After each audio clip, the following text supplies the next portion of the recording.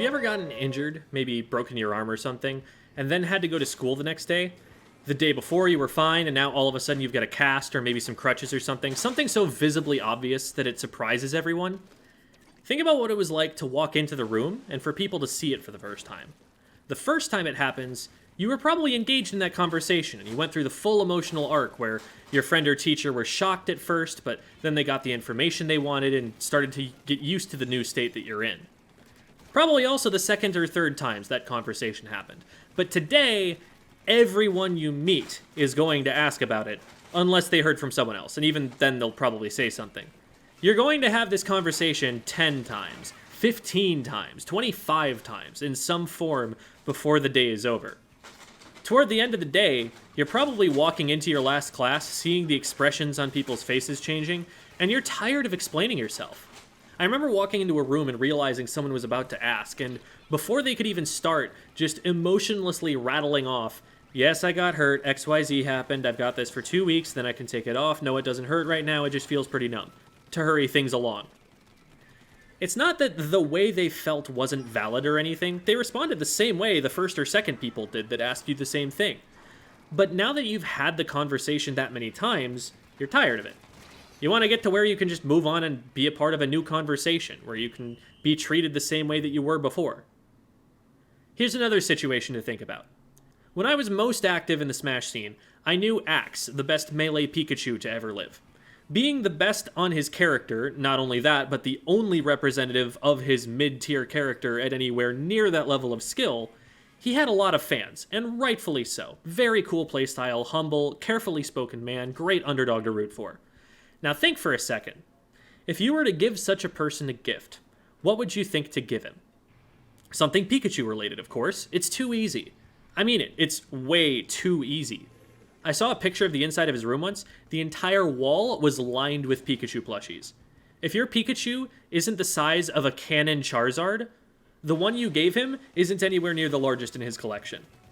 He's got Pikachu clothes, almost certainly Pikachu stickers and figurines, and I wouldn't be surprised in the slightest if there's a triple-digit number of fans who have sent him a screenshot of an in-game Pikachu that they decided to name after him. I don't want to speak for him. Maybe he felt differently about all this than I did. But if I were in his shoes, I think for a little while early on, it would feel really nice to get something thoughtful like that. A cute plushie to remind me that someone admired me. Free decoration for my room, too. But while my mind would know that the people who gave me the 150th piece of Pikachu merch had the same thoughtfulness and admiration as the people who gave me the first one, I don't know that I'd be able to feel the same way. It's just hard sometimes to feel the same way over and over and over and not lose a little bit of what made that feeling so intense and special. If something is this common, how can it be special? Going through those emotions so many times over takes energy, and sometimes that energy runs out. We're not evolved to be able to communicate with so many other people. There have always been famous, important people in human cultures. Peasants have had their kings. But it's a relatively recent development that people have been able to get such direct access to those people. A peasant wasn't invited to the royal court and kept a certain distance from the king. But the paparazzi following pop musicians and movie stars around learn more about those people than their targets would ever want others to know. And using mass media, they spread that information to more people than those famous people will ever meet in their lives. A major Twitch streamer like XQC or Pokimane has such a huge following that they'll never meet all their viewers, not even meet all the people who donate money to them. Also, it's very rare to be famous for more than one line of work or event that happened to them. Imagine tens of thousands of people complimenting you for the same thing over and over again.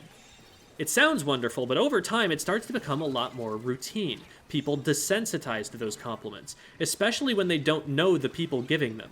It's like how, if a person's attractive and gets hit on a lot, they'll respond to it a lot more indifferently, or maybe even negatively, than if no one's shown interest before and all of a sudden that one person they have a crush on starts trying to make a move.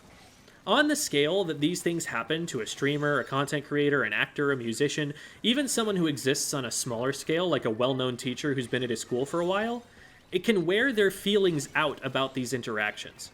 If you don't see teacher, think about what would happen if a middle school teacher dropped an F-bomb in class. Whole school's gonna know about that in under an hour. Even students the teacher has never met before. It can be worse, too. It's an interesting phenomenon that often when a particular song by an artist, a movie from an actor, a video from an influencer goes viral, they're surprised that it was that work of theirs in particular that took off. They may have expected it would be another work of theirs instead. They may have thought that particular song wasn't their best work at all, egged on toward actually publishing it by an outside listener who fell in love with the piece the way the fans later did. Years later in a band's career, when they're trying out a new sound and trying to show off what's been on their hearts and minds recently, being asked to go back to the thing they made at a different time in their lives with a different set of emotions tied to it that they can't really recapture anymore, it can be frustrating for them that that song is the one that got so successful. Kurt Cobain grew to dislike Smells Like Teen Spirit, the song his band is most remembered for and made them most successful, maybe even because it made them so successful. Because success meant money, but it also meant fame, and folks, I don't think anyone wants fame. Someone's lifelong body of work may have a consistent theme, but individual pieces will differ and be impacted by events in the worker's life. We talk about Picasso's body of work by discussing when his blue period was, where gloomy, literally blue paintings mirrored his grieving for a lost friend outside of the studio, and when he transitioned to his rose period, a more optimistic style and series of subjects.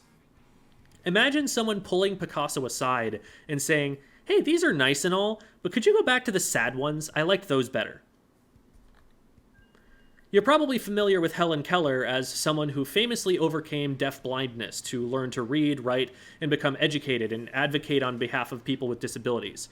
There are all sorts of feel-good quotations from her in all the schmaltzy quotation archive websites. If Helen Keller can overcome being deaf and blind at the same time with her head held high, so can you.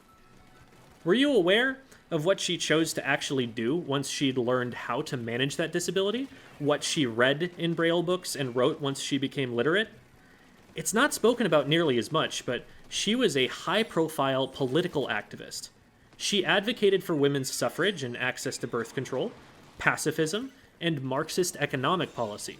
She co-founded the American Civil Liberties Union, a group that to this day still provides legal support in cases where civil liberties are threatened.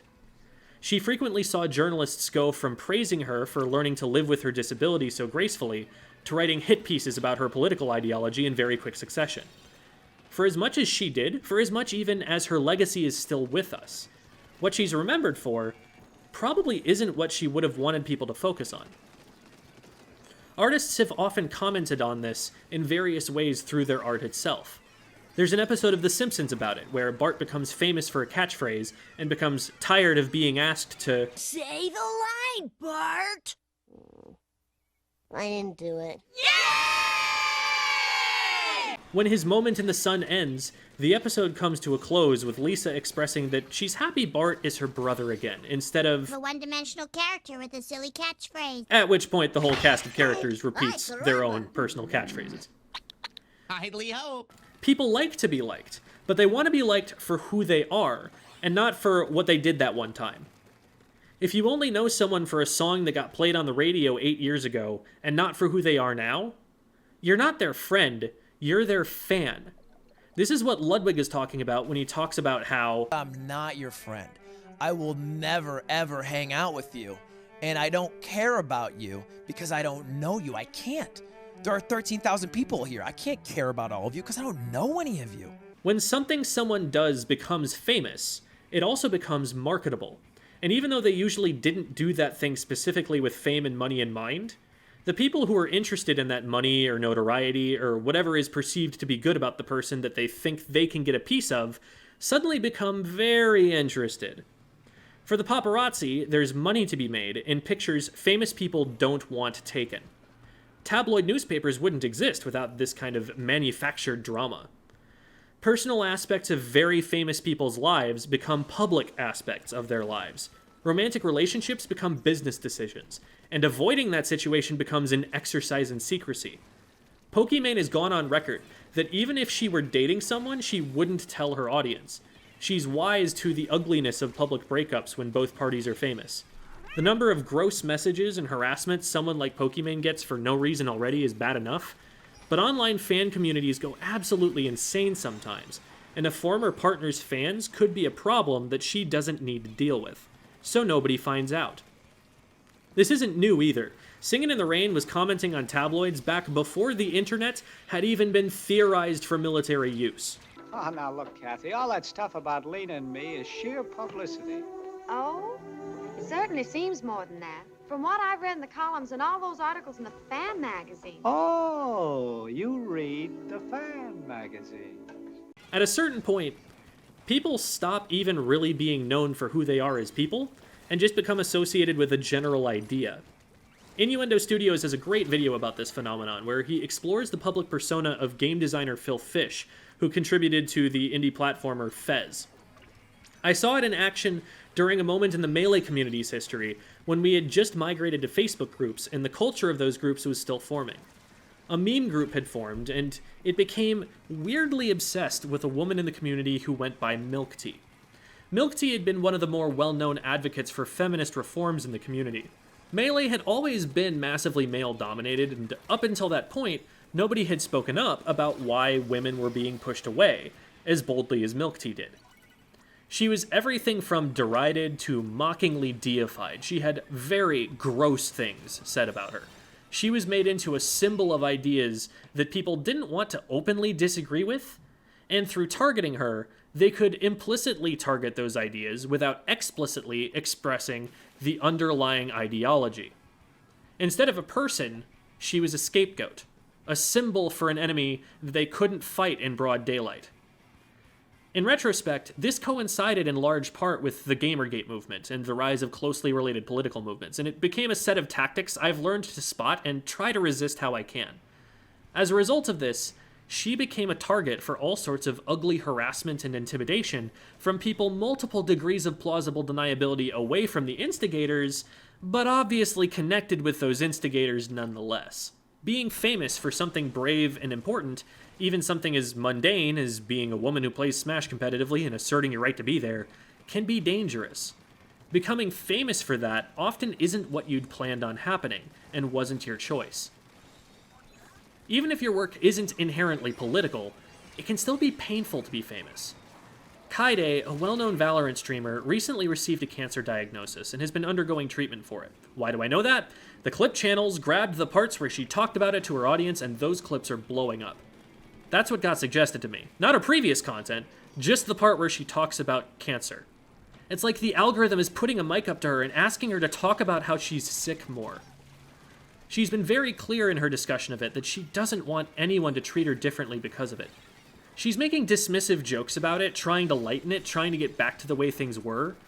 But when that's the content about her that's popping off, that's the stuff people are likely to have seen, she has to be getting so many sentiments from her audience about it, a constant stream of reminders about something she'd rather not have to think about while she streams Valorant with her friends.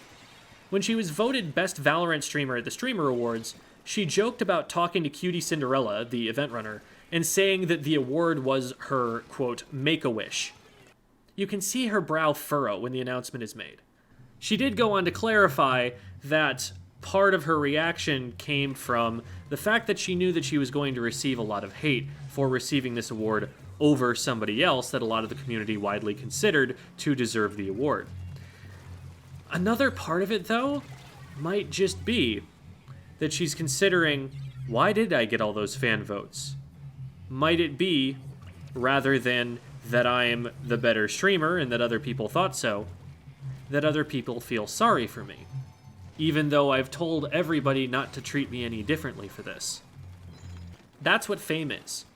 It's worrying that people don't see you for you, aren't treating you well for you, are saying they love you when they really love what you stand for, what you're a symbol of, even just in their own minds.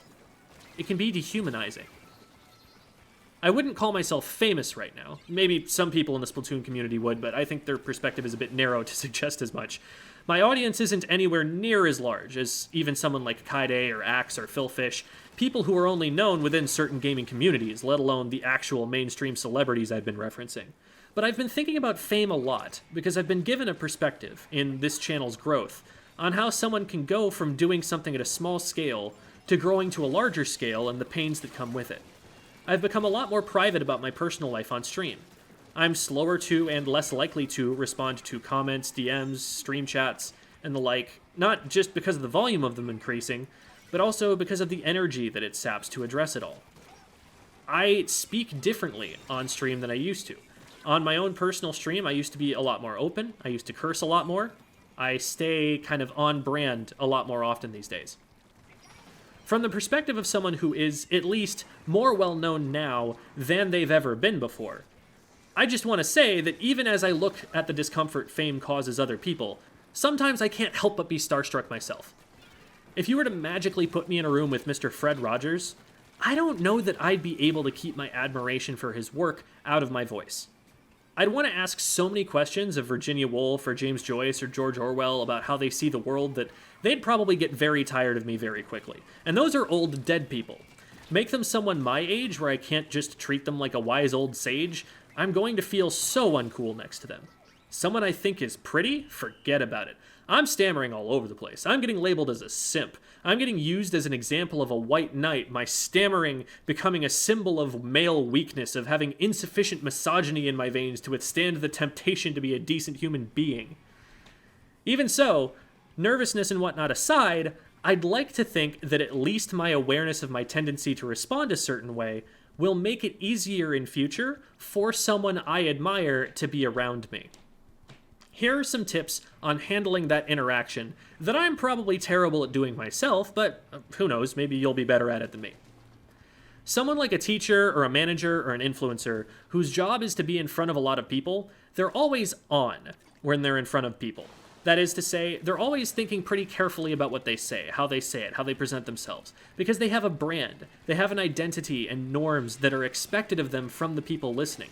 Maybe the person that streamer portrays on stream isn't even really them at all, but a character. Maybe it's even a parody of someone. Maybe it's a satire. Maybe the person that they are is actually the opposite of what they portray, and you have to infer that as a viewer. Being on is important, but it also takes energy. It's not a healthy way to spend too much of your time. Having the privacy to be able to unwind and be yourself without all your students or employees or audience looking at you is just a human right. It needs to happen at some point. If the person is at a place where they're not the main attraction, where maybe they're competing or going around a convention floor, it can be nice to express that you appreciate their work, but you're going to tire them out if your approach is, "Oh my god, are you Mrs. Streamer Woman from Twitch? Like, it's really you? You're not messing with me, right? You're not messing, no, you're messing with me. You're totally messing. No, it's you? No way, dude." There's a concept called propinquity in psychology that basically means closeness, but not really in a physical way so much as a social way. If you're on a bus and someone's being a jerk to the driver and things have been getting a little bit tense for everyone, but then that person trips and falls on their way out of the bus, turning to someone next to you and saying, "Normally I'd feel kind of bad for laughing at that, but for him I will make an exception." It doesn't feel that weird, even if the person you're talking to is a stranger. It's because you have a shared experience together. You're right there with them, seeing this thing happen. Propinquity helps break the ice. You're in the same social situation, and you understand the role each of you is playing in it. Being classmates, coworkers, neighbors, maybe just two people sitting at a bar, these situations create propinquity with each other. So, physical closeness, proximity to someone, does actually lead to propinquity a lot of the time, just like they're different concepts, don't get them confused. If you approach someone on the basis of being a fan of their work, the social situation for them is now work. If you approach a streamer you watch at a convention you're both at and just develop propinquity on the basis of both of you being there, being participants in this larger thing, they'll probably feel more comfortable, and you'll have a more memorable, interesting conversation. I once saw a guy start conversations with people at a tournament because a top player had gone outside and spiked his controller on the ground in frustration, destroying it after losing. And this guy had retrieved that controller with all the circuit boards exposed and the plastic shattered, and everyone's natural curiosity about the story behind the controller got them involved in conversations, even with players he was a fan of, as equals, as people who both witnessed this insane thing, not as top player and their fan. Without overstepping boundaries, it is still possible to relate to celebrities as people and not as celebrities. Even if you do want to come up to someone and express your admiration for their work, and to be clear, a lot of people really appreciate that.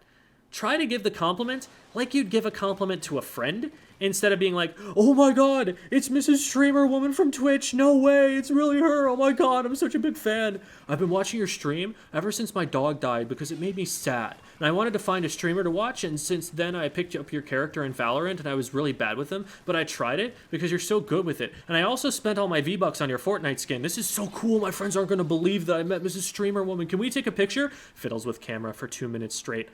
That sort of thing can be really endearing before it happens 10 more times in 1 hour.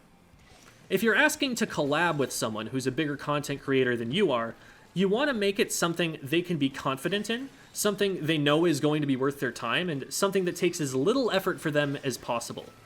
Don't give them the impression that they're doing this specifically just to grow your channel by getting their audience to watch your channel. When Shuriken Blade approached me about the Jeopardy game I played with Splatoon Trivia, the game was already made, Chara was already lined up for it, all I had to do was say yes and play Splatoon Jeopardy against Chara.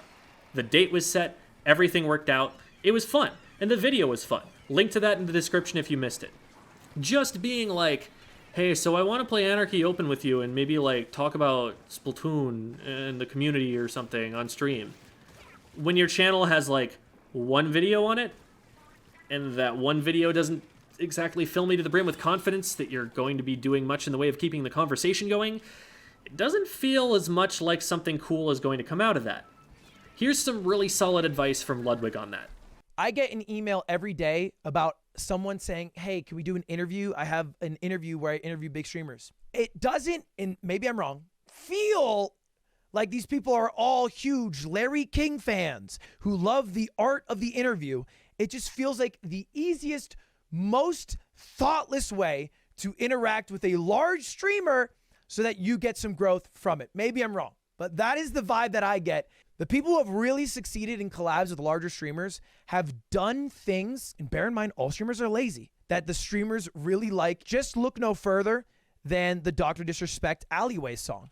That was made by a man called J+1. And you might be asking, well, who's that guy? Well, this is the guy who took a random clip of Doc singing while playing Warzone, I believe, called Give 'Em Love, and then made it into a fire song.